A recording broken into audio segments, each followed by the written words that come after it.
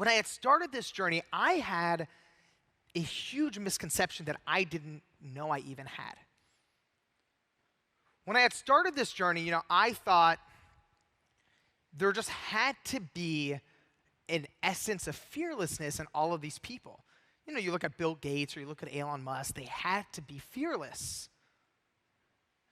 And, something you have to understand about me, when I was young, I was one of the most scared kids you would ever meet. I had a nightlight on until I was 12. Whenever I would go to roller coasters with my friends, I'm always the one in the picture, like screaming like this.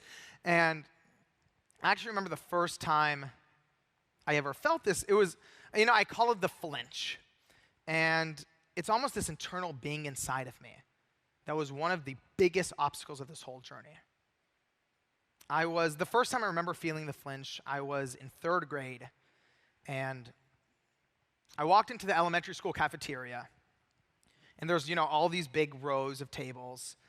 And I'm sitting down there, and, to my left is my friend Ben, who has his, chips and granola bars. And then to my right is Harrison with, the PB&J sandwich with the crust cut off.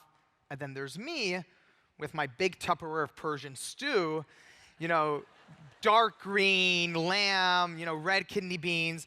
And I think it was warm that day, so when I opened the lid, the smell just combusted in the whole cafeteria.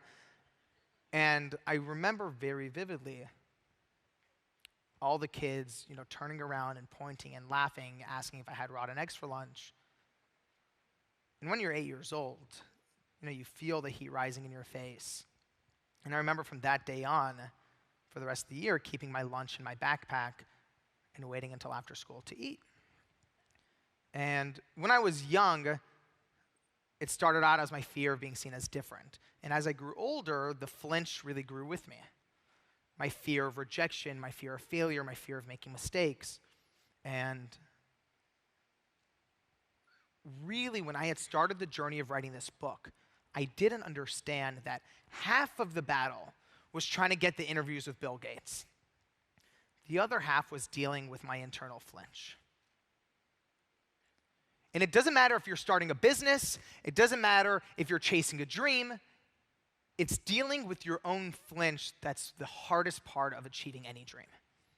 And what I learned when I went out to do all these interviews is I assumed what made Bill Gates is that he just doesn't have it. But I actually realized the opposite was true.